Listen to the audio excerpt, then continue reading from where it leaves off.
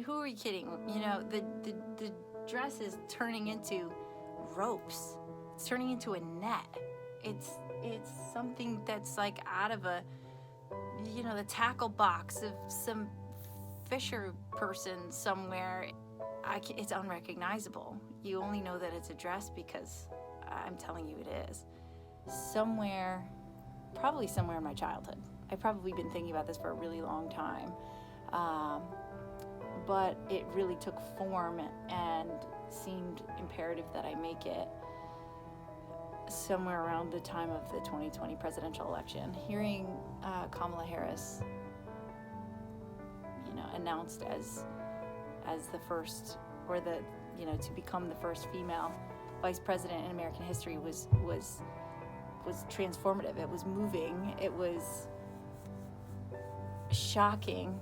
I mean, just really shocking. It's one of those moments where you know intellectually that this thing has never happened, and you know it should have happened, and you know all the reasons why it hasn't happened, and you think you're gonna feel so, you know, so righteous and so gratified when it does happen. It's so painful.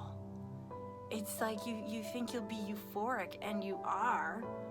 You have this great, intense joy, elation, relief, but you also have this like heart-wrenching, visceral disgust to know how many generations of women, your mother, your sister, your auntie, your grandmother, your neighbor, your teacher, your favorite nurse when you were at the hospital sick, when you were, all of those women, and so many women right now around you that are carrying this burden, this intense programming that tells us we must grind through it.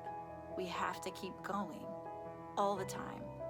And all of the pieces that we have to shuffle behind the scenes just to make a regular old day work. I mean, what is it made of? It's made of silk.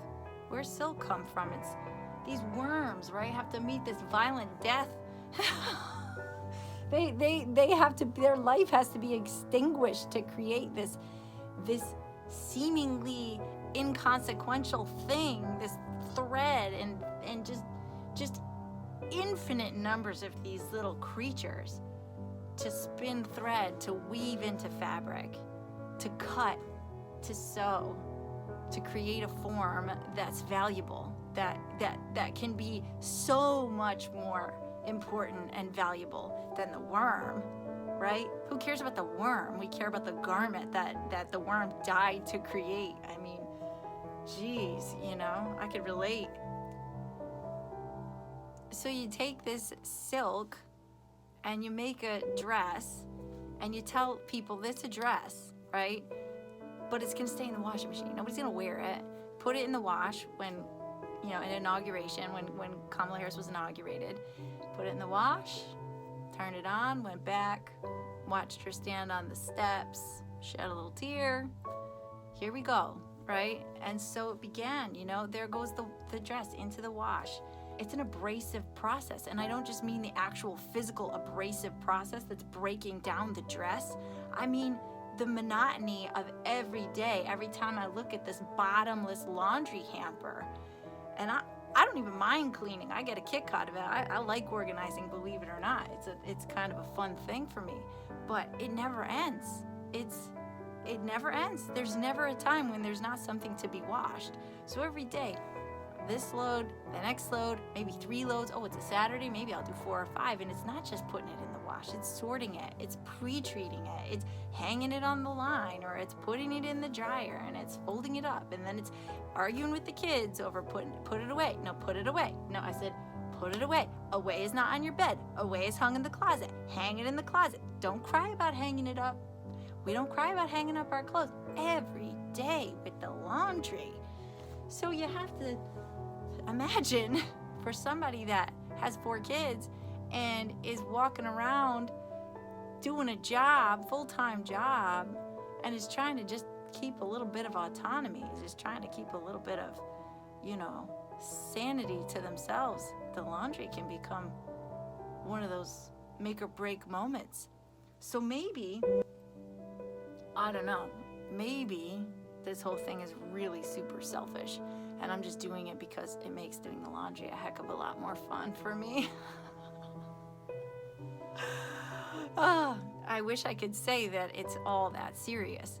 And of course, there are a lot of serious things in there. I mean, watching this process break down this dress, it's sad. It's still a dress, It does. It looks like shredded old cables, Who could wear that? How could that be valuable? How could that be the same beautiful, elegant, shining fabric that people traveled the world to acquire? How can it be the same thing?